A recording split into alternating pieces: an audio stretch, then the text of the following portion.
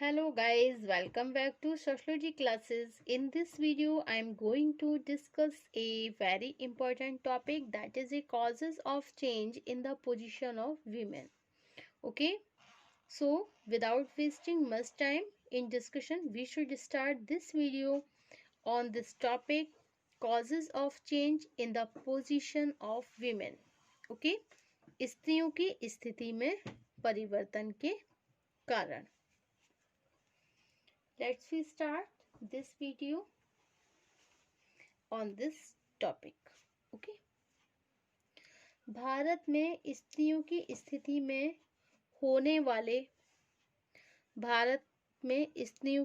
में होने वाले वर्तमान परिवर्तन अनेक दशाओं का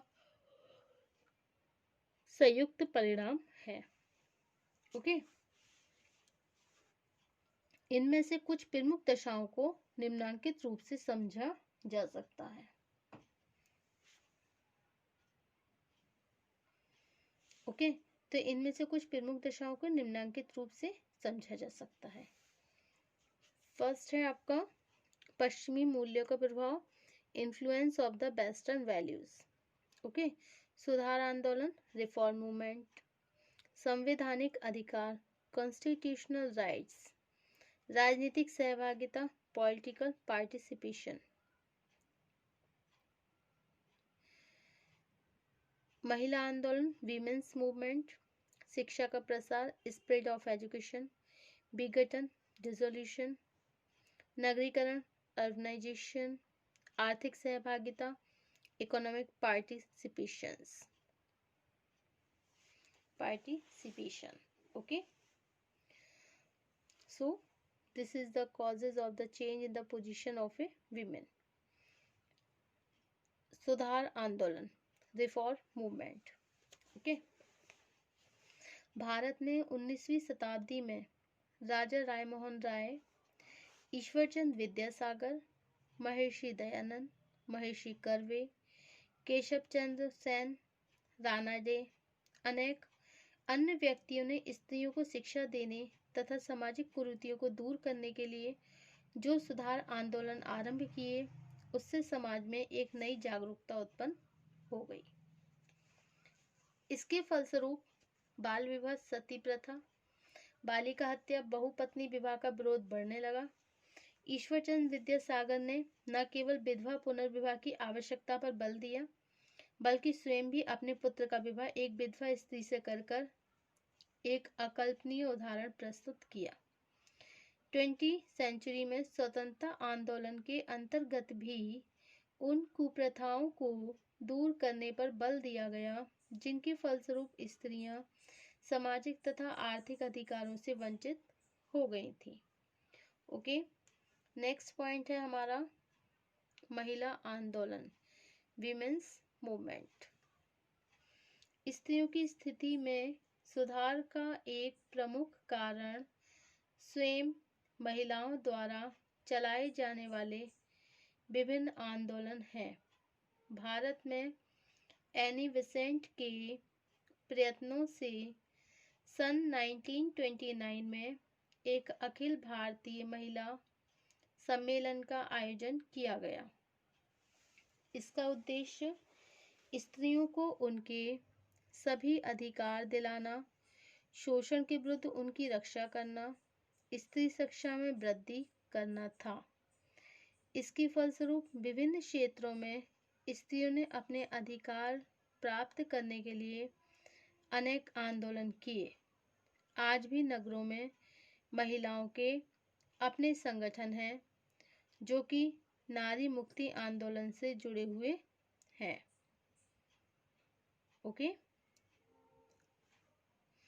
स्त्रियों को उनके अधिकारों से वंचित करना अथवा किसी रूप में उनका शोषण करना पहले की तरह सफल नहीं रहा, क्योंकि संगठन थे उन्होंने दहेज के फलस्वरूप होने वाली हत्याओं, स्त्री शोषण, बलात्कार, नारी अपमान के विभिन्न रूपों के विरुद्ध प्रदर्शन करके, हड़तालें करके पुरुषों की निष्कुंशताओं को कम करने में बड़ा योगदान दिया. ओके, अब नेक्स्ट पॉइंट है आपका संवैधानिक अधिकार, कॉन्स्टिट्यूशनल राइट्स। ओके। स्वतंत्रता के बाद भारतीय संविधान तथा विभिन्न कानूनों के द्वारा स्त्रियों को पुरुषों के समान अधिकार मिलने से भी उनकी स्थिति में काफी परिवर्तन हुआ। आज कानून के द्वारा बाल विवाह को समाप्त कर दिया गया, स्त्रियों को विवाह विच्छेद का अधिकार दिया गया, विधवा पुनर्विवाह को मान्यता दे दी गई और स्त्रियों को परिवार की संपत्ति में पुरुषों के समान अधिकार दिए गए। स्त्रियों और कन्याओं के अनैतिक व्यवहार पर प्रतिबंध लगा दिया गया। दहेज पर कानूनी प्रतिबंध लगा दिए गए तथा उन व्यक्तियों के लिए कठोर दंड दिया गया जो दहेज की मांग को लेकर स्त्रियों का उत्पीड़न करते थे। ओके, तो स्त्रियों की दशा को सुधारने के एक नए सामाजिक पर्यावरण का निर्माण करने में इन कानूनों की महत्वपूर्ण भूमिका है। नेक्स्ट पॉइंट है आपका शिक्षा का प्रसार, स्प्रेड ऑफ एजुकेशन।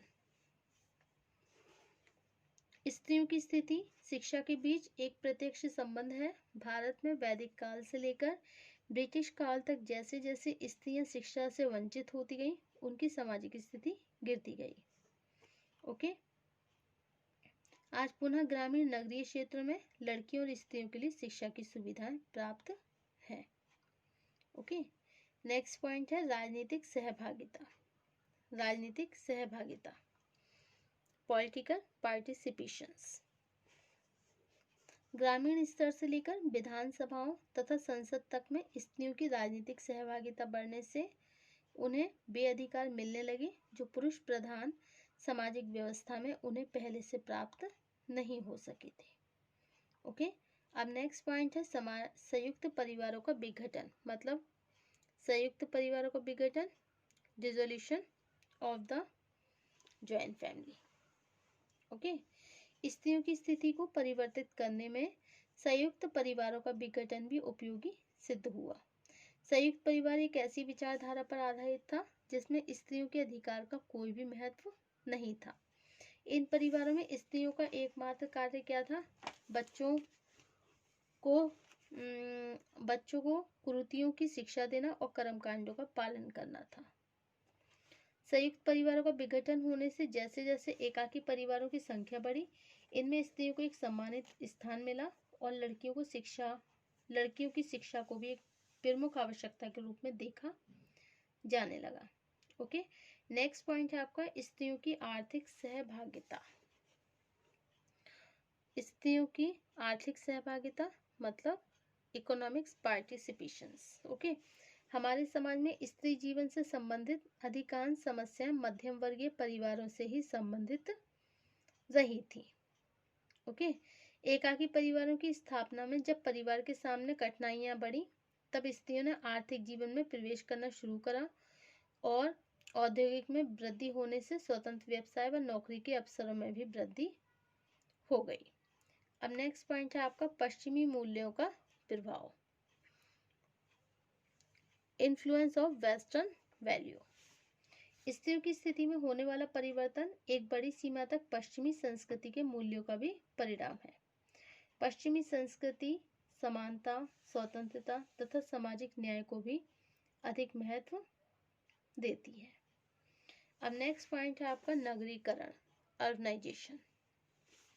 ओके, आज नगरीय तथा ग्रामीण क्षेत्रों में सरकार द्वारा अनेक ऐसे विकास कार्यक्रम किए गए जिन्होंने अप्रत्यक्ष रूप से स्त्रियों की स्थिति में सुधार लाने में योगदान किया। प्रौढ़ शिक्षा कार्यक्रम, परिवार नियोजन, स्वरोजगार योजना, महिला मंडल तथा महिला उद्यमियों के लिए वित्तीय सहायता आदि इसी तरह के कार्यक्रम हो गए हैं। ओके, नगरीकरण का संबंध एक विशेष मनोवृत्ति से है जिसमें व्यक्तिगत स्वतंत्रता, शिक्षा, गतिशीलता, व्यक्ति कुशलता को अधिक महत्व दिया जाता है। ओके, अब नेक्स्ट पॉइंट है हमारा स्त्रियों की वर्तमान समस्याएं, present problems of the women. Okay, next point है हमारा स्त्रियों की वर्तमान समस्याएं। फर्स्ट है वैवाहिक समस्या। विभिन्न क्षेत्रों में स्त्रियों की वर्तमान समस्याओं को समझने से इस तथ्य को सरलतापूर्वक समझा जा सकता है। फर्स्ट है वैवाहिक समस्याएं। मैरिटल प्रॉब्लम्स, सेकंड है सोशल प्रॉब्लम्स, थर्ड है family problems, fourth educational problems, fifth है economic problems, six political problems and seven है problems of moral exploitations. Okay, तो वैवाहिक समस्याएं। आज अनेक सामाजिक विधानों के द्वारा विवाह के क्षेत्रों में स्त्रियों को पुरुषों के समान अधिकार दिए गए। इसके बाद भी स्त्रियों के जीवन से संबंधित विवाह संबंधी परंपरागत समस्याओं में कोई उल्लेखनीय सुधार नहीं हुआ। ओके, अब नेक्स्ट पॉइंट है आपका सामाजिक समस्याएं। भारत के सभी समुदाय से संबंधित स्त्रियों की प्रमुख समस्या उनके सामाजिक जीवन से भी संबंधित है। कानून के द्वारा यद्यपि स्त्री और पुरुषों को समान सामाजिक अधिकार दिए गए, लेकिन सामाजिक क्षेत्र में ऐसे सभी अधिकार अर्थहीन है। सर्वप्रथम समाज में स्त्रियों की परिस्थिति लगभग सभी क्षेत्रों में पुरुषों के अधीन है। ओके, समुदाय में जो निर्णय लिए जाते हैं उसमें स्त्रियों की इच्छाओं का कोई भी महत्व नहीं होता है। नेक्स्ट पॉइंट है फैमिली प्रॉब्लम। भारत में लंबे समय तक परिवारों का प्रचलन रहा है, जिसमें परिवार के सभी अधिकारी किसी पुरुष कर्ता के हाथों में ही रहते हैं और इन संयुक्त परिवारों में स्त्रियों की दशा दासी जीवन से अच्छी नहीं कही जा सकती। ओके, नेक्स्ट आपके जो प्रेजेंट प्रॉब्लम्स है वीमेन की, वह शैक्षणिक समस्या है। भारत में स्त्रियों की एक प्रमुख समस्या शैक्षणिक जीवन से भी संबंधित है। ओके, सन 1991 की जनगणना के अनुसार पुरुषों में साक्षरता का प्रतिशत जहां 64.13 था, वहीं स्त्रियों में साक्षरता का प्रतिशत केवल 39.29 पाया गया। नेक्स्ट है आर्थिक समस्या। कार्ल मार्क्स ने कहा है कि समाज में स्त्री और पुरुष जब आर्थिक कार्यों में समान रूप से संलग्न होने लगेंगे, तब स्त्री और पुरुषों के बीच पाई जाने वाली असमानता स्वयं ही समाप्त हो जाएगी। नेक्स्ट है नैतिक शोषण की, मतलब नैतिक शोषण की समस्या। स्त्रियों की वर्तमान जीवन से संबंधित शायद सबसे गंभीर समस्या उनकी नैतिक शोषण की समस्या है। अब है राजनीतिक समस्या। राजनीतिक क्षेत्र को दो भागों में बांटा है, नए कानूनों से संबंधित समस्याएं और राजनीतिक स्वतंत्रता से संबंधित समस्याएं। Okay, so this is the all present problems of the women: marital problems, social problems, family problems, educational problems, and economic problems, and political problems, and problems of moral explorations. Okay, so this is the causes of the change in the position of women and the present problems of the women. Thank you for watching my YouTube channel.